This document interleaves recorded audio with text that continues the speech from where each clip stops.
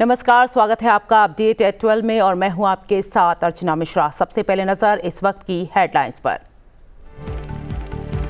आज भारत विज्ञान के क्षेत्र में लगातार उभर रहा है। भारत का स्टार्टअप इकोसिस्टम अब विश्व का तीसरा सबसे बड़ा इकोसिस्टम, बोले प्रधानमंत्री नरेंद्र मोदी। 1 लाख करोड़ रुपए के अनुसंधान विकास और नवाचार योजना कोष का किया शुभारंभ। केरल प्रवास पर उपराष्ट्रपति सीपी राधाकृष्णन आज से केरल की 2 दिवसीय यात्रा पर।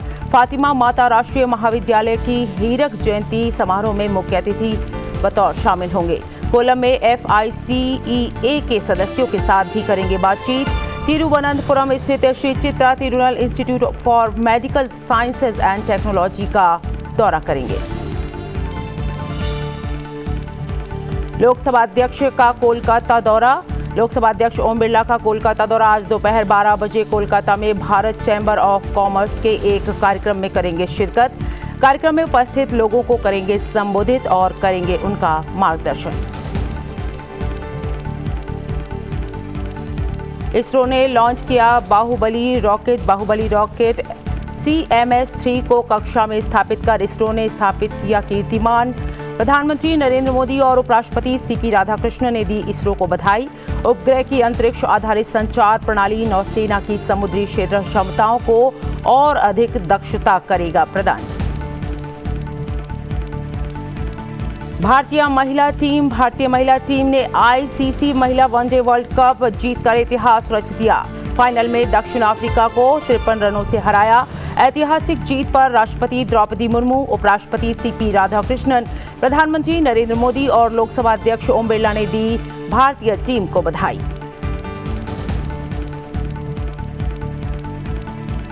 बुलेटिन की शुरुआत करते हैं। देश में अनुसंधान और विकास इकोसिस्टम को प्रोत्साहन देने के लिए आज प्रधानमंत्री नरेंद्र मोदी 1 लाख करोड़ रुपए के अनुसंधान विकास और नवाचार योजना कोष का शुभारंभ करेंगे।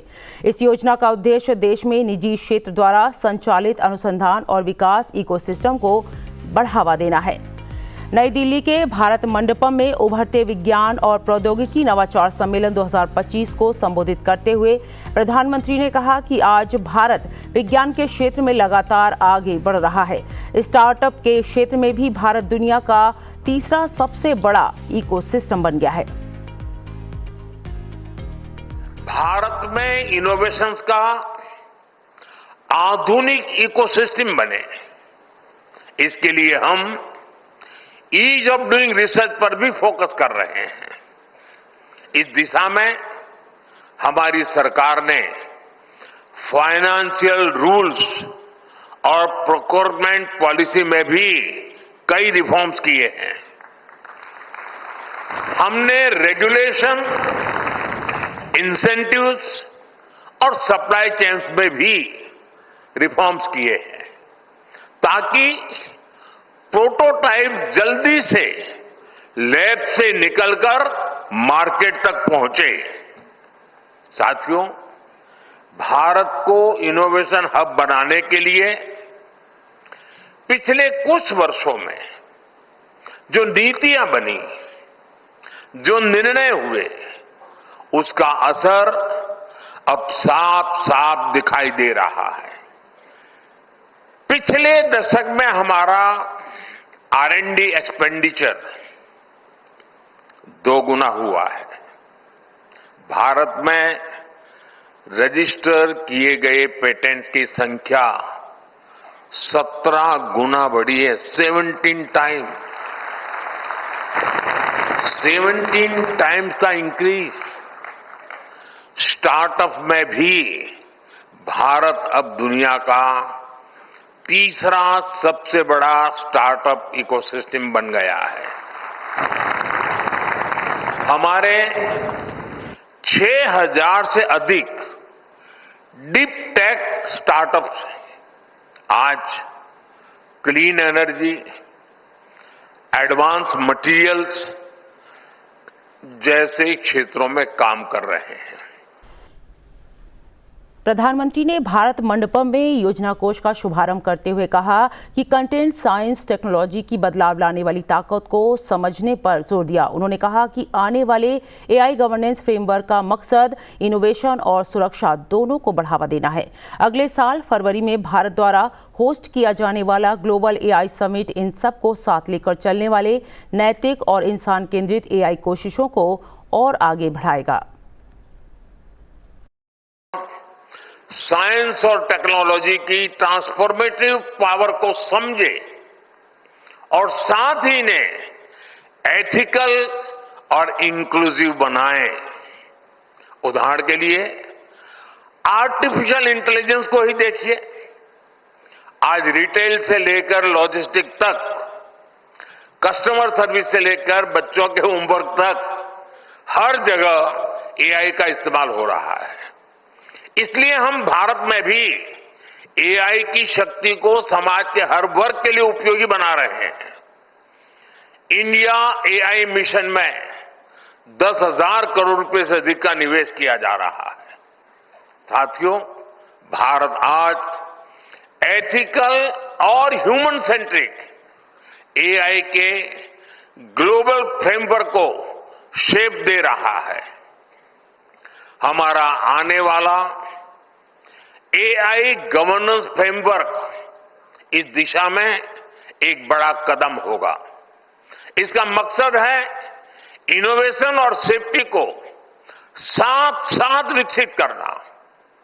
अगले वर्ष फरवरी में जब भारत ग्लोबल एआई समिट की मेजबानी करेगा तो इंक्लूसिव, एथिकल और ह्यूमन सेंट्रिक एआई के प्रयासों को नई गति मिलेगी।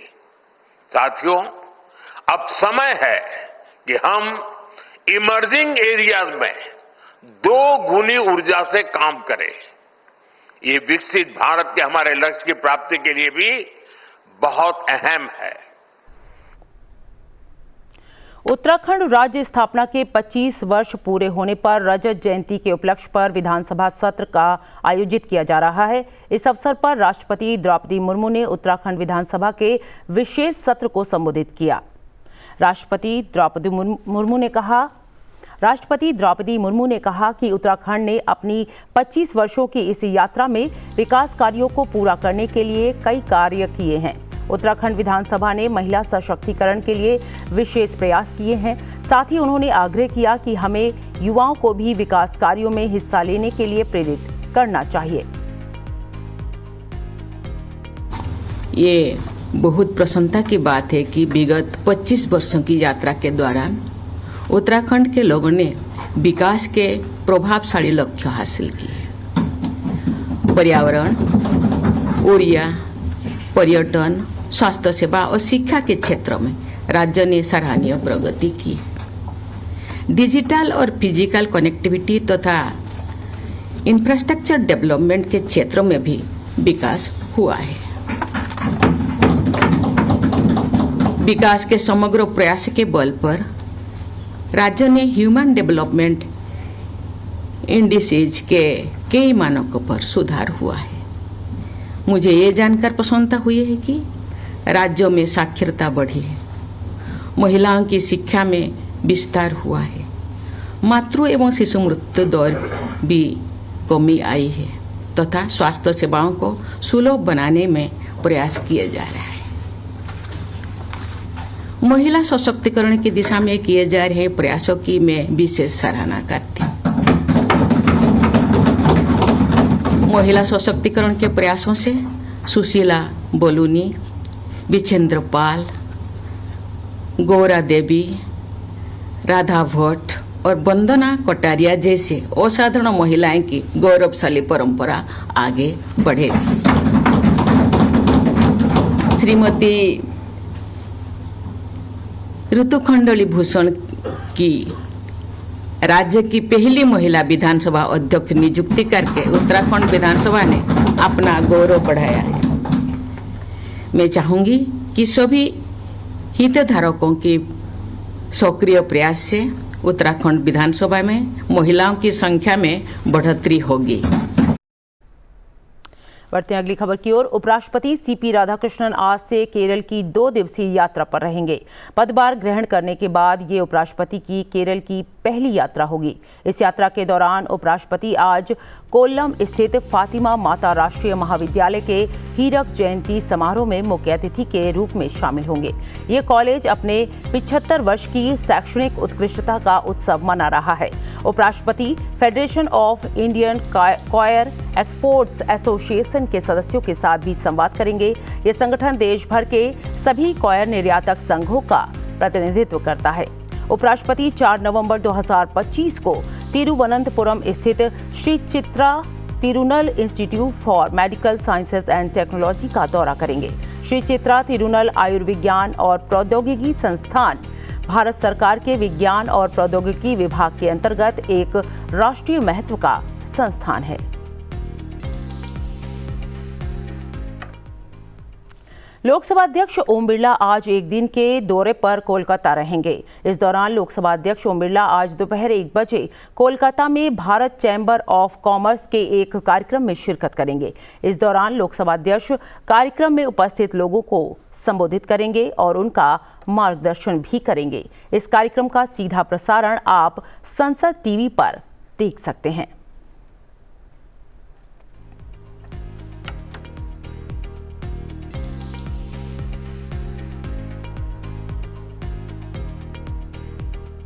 भारतीय अंतरिक्ष अनुसंधान संगठन ने रविवार को एक और ऐतिहासिक उड़ान दर्ज करते हुए देश के अब तक के सबसे भारी संचार उपग्रह CMS-3 का सफल प्रक्षेपण किया। इसरो ने रविवार को भारतीय नौसेना के अत्याधुनिक संचार उपग्रह GSAT-7R CMS-3 सफलतापूर्वक लॉन्च कर दिया। ये उपग्रह भारतीय नौसेना का अब तक का सबसे उन्नत संचार प्लेटफॉर्म है, जो इसकी अंतरिक्ष आधारित संचार प्रणाली और समुद्री क्षेत्र जागरूकता क्षमताओं को अधिक दक्षता प्रदान करेगा। ये उपग्रह स्वदेशी रूप से डिजाइन और विकसित किया गया है और इसे श्रीहरिकोटा स्थित सतीश धवन अंतरिक्ष केंद्र से शाम 5:26 पर प्रक्षेपित किया गया। लगभग 4,400 किलोग्राम भार वाला ये उपग्रह अब तक का भारत का सबसे भारी संचार उपग्रह है। 16 से 20 मिनट की उड़ान के बाद ये 180 किलोमीटर ऊंचाई पर अपनी निर्धारित कक्षा में सफलतापूर्वक स्थापित हुआ। CMS-3 multi band communication satellite है, जो भारत और हिंद महासागर क्षेत्र में विस्तृत संचार सेवाएं देगा। ये देश का पहला ऐसा भारी उपग्रह है जो देश में निर्मित रॉकेट से जियो सिंक्रोनस ट्रांसफर ऑर्बिट यानी GTO में भेजा गया। इसरो ने इससे पहले फ्रांस की एरियन स्पेस के लॉन्च व्हीकल का उपयोग किया था। इसरो की इस सफलता पर उपराष्ट्रपति सीपी राधाकृष्णन और प्रधानमंत्री नरेंद्र मोदी ने अंतरिक्ष संगठन और साइंटिस्टों की टीम को बधाई दी है। प्रधानमंत्री नरेंद्र मोदी ने सोशल मीडिया प्लेटफॉर्म X पर लिखा है कि हमारा स्पेस सेक्टर हमें लगातार गर्व महसूस करा रहा है। भारत के सबसे भारी कम्युनिकेशन सैटेलाइट CMS-3 के सफल लॉन्च पर इसरो को बधाई। प्रधानमंत्री ने लिखा कि हमारे अंतरिक्ष वैज्ञानिकों की बदौलत ये सराहनीय है कि हमारा अंतरिक्ष क्षेत्र उत्कृष्टता और नवाचार का पर्याय बन गया है। उनकी सफलताओं ने राष्ट्रीय प्रगति को और आगे बढ़ाया है, साथ ही अनगिनत लोगों को सशक्त बनाया है। उपराष्ट्रपति सीपी राधाकृष्णन ने कहा कि इसरो और भारतीय नौसेना को हार्दिक बधाई। भारत का शक्तिशाली LVM-3M5 रॉकेट एक बार फिर आसमान में गरज उठा, जब भारतीय नौसेना के सबसे भारी और सबसे उन्नत संचार उपग्रह GSAT-7R CMS-3 को भू समकालिक स्थानांतरण कक्षा GTO में स्थापित कर दिया गया। उपराष्ट्रपति ने कहा कि स्वदेशी रूप से विकसित ये उपग्रह हिंद महासागर क्षेत्र में अंतरिक्ष आधारित संचार संपर्क और समुद्री क्षेत्र को जागरूकता को मजबूत करेगा, साथ ही आत्मनिर्भर भारत के एक और गौरवपूर्ण उपलब्धि में शामिल हो गया। इसरो अंतरिक्ष अन्वेषण में उल्लेखनीय उपलब्धियां हासिल करता जा रहा है। इसरो के अध्यक्ष वी नारायणन ने कहा कि अंतरिक्ष एजेंसी अगले 5 महीनों में 7 प्रक्षेपण मिशन की योजना बना रही है। Narayanan And successful mission. It is demonstrated by a teamwork. I think you are seeing all the leaders of ISRO with me. And it is a communication satellite of India, CMO-03, a heaviest communication satellite, 4,410 kg satellite, is lifted successfully by the Bahubali rocket LVM-3 and placed precisely in the intended orbit within the specification in the GTO. That is the thing we have done. This satellite will enhance the communication capability of Bharat in the coming years. There are a lot of important activities are going on. One is Gaganyaan activity, and we are working towards the first uncrewed mission. And another one is the rocket fabricated by industry consortium based on the direction by our Honorable Prime Minister. First rocket is ready. We are going to have that mission, and we are going to have a commercial launch of a communication satellite for other country using our LVM-3 vehicle. Then couple of important technology demonstration satellite, and you know this SSLV. Using that, we are planning a launch. In fact, our hands are totally full. You can understand, in 5 months when we are targeting 7 launches, you can understand the type of quantum of work, and it has to be hard work and smart work has to be done by team. I am quite confident the ISRO team will accomplish all this. भारतीय महिला team ने final में दक्षिण Africa को हराकर ICC महिला one day world cup 2025 का खिताब जीतकर इतिहास रच दिया। ये पहला अवसर रहा जब भारत ने महिला वर्ल्ड कप खिताब अपने नाम किया। नवी मुंबई के डीवाई पाटिल स्टेडियम में खेले गए आईसीसी महिला वनडे वर्ल्ड कप 2025 फाइनल में भारत ने पहले बल्लेबाजी की और 50 ओवर में 7 विकेट खोकर 298 रन बनाए। जवाब में दक्षिण अफ्रीका की टीम 45.3 ओवर में 246 रन पर ऑल आउट हो गई। इसी के साथ भारत के रूप में दुनिया को 25 साल बाद वर्ल्ड चैंपियन मिला। भारत ने इससे पहले 2005 और 2017 में महिला वनडे वर्ल्ड कप के फाइनल में प्रवेश किया था, लेकिन ट्रॉफी जीतने से चूक गई थी।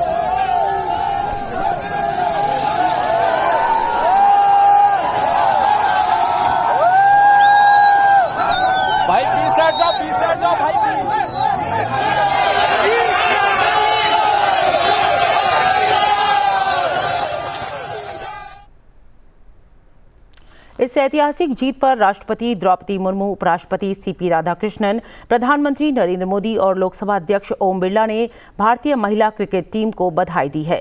राष्ट्रपति द्रौपदी मुर्मू ने सोशल मीडिया के जरिए महिला क्रिकेट टीम को बधाई दी और कहा कि भारतीय महिला क्रिकेट टीम की सभी सदस्यों को आईसीसी महिला क्रिकेट विश्व कप 2025 जीतने पर मेरी हार्दिक बधाई। उन्होंने पहली बार जीत हासिल करके इतिहास रच दिया। उन्होंने लिखा कि वे अच्छा खेल रही हैं और आज उन्हें अपनी प्रतिभा और प्रदर्शन के अनुरूप परिणाम मिला है। ये निर्णायक क्षण महिला क्रिकेट को भी और भी ऊंचाइयों पर ले जाएगा। जिस तरह से लड़कियों ने भारत को गौरवान्वित किया है, मैं उनकी प्रशंसा करती हूं। उपराष्ट्रपति सीपी राधाकृष्णन ने लिखा कि आईसीसी महिला विश्व कप 2025 जीतने पर टीम इंडिया को हार्दिक बधाई। ये एक ऐतिहासिक उपलब्धि और देश के लिए गौरव का क्षण है, क्योंकि हरमनप्रीत कौर के प्रेरणादायक नेतृत्व में हमारी क्रिकेटरों ने अपना पहला विश्व कप खिताब जीता है। शेफाली वर्मा और दीप्ति शर्मा के बल्ले और गेंद दोनों से शानदार प्रदर्शन ने भारत को ये यादगार जीत दिलाई। हमारी महिला टीम की दृढ़ता, कौशल और अदम्य साहस ने लाखों लोगों को प्रेरित किया है और देश को अपार गौरव दिलाया है। प्रधानमंत्री नरेंद्र मोदी ने टीम को बधाई देते हुए कहा कि आईसीसी महिला क्रिकेट विश्व कप 2025 के फाइनल में भारतीय टीम की शानदार जीत। फाइनल में उनका प्रदर्शन अद्भुत कौशल और आत्मविश्वास से भरा रहा। टीम ने पूरे टूर्नामेंट में असाधारण टीम वर्क और दृढ़ता दिखाई। हमारी खिलाड़ियों को बधाई। ये ऐतिहासिक जीत भविष्य की चैंपियन खिलाड़ियों को खेलों में भाग लेने के लिए प्रेरित करेगी। लोकसभा अध्यक्ष ओम बिरला ने कहा कि आईसीसी महिला विश्व कप 2025 जीतने पर टीम इंडिया को बधाई। साहस, कौशल और विश्वास का अद्भुत प्रदर्शन। आपने सिर्फ एक ट्रॉफी ही नहीं जीती बल्कि पूरे देश का दिल जीत लिया। हर भारतीय को आप पर गर्व है। सारे जहां से अच्छा हिंदुस्तान हमारा। भारतीय क्रिकेट और खेल जगत की महिलाओं के लिए एक सुनहरा पल।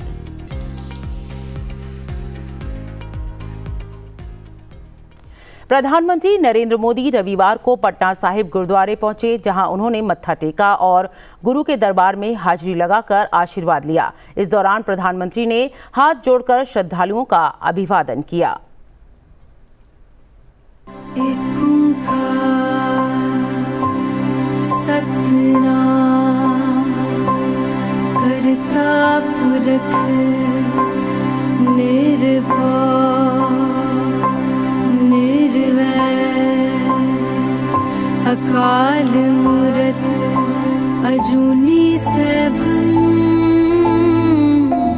गुर प्रसाद जप आद सच जुगाद सच है भी सच नानक होसी भी सच।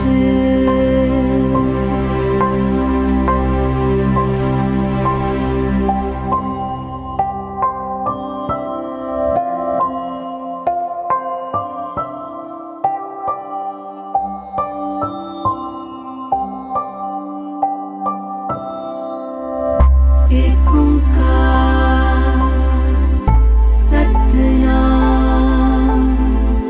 करता पुरख निर्भय निर्वैर अकाल मूरत अजूनी सैभं गुर प्रसाद जप आद सच जुगाद सच है भी सच नानक होसी भी सच। एक ओंकार सतनाम करता पुरख। कश्मीरी हस्तशिल्प केवल कला ही नहीं बल्कि एक समृद्ध विरासत है, जिसमें घाटी की आत्मा और सदियों पुरानी परंपराएं समाहित हैं। यह शिल्प पीढ़ियों से चली आ रही है और हर उत्कृष्ट कृति में कारीगरों की विरासत और मेहनत झलकती है। तो चलते चलते आपको दिखाते हैं इस कला की कुछ झलकियां। मुझे दीजिए इजाजत। आप देखते रहिए संसद टीवी। नमस्कार।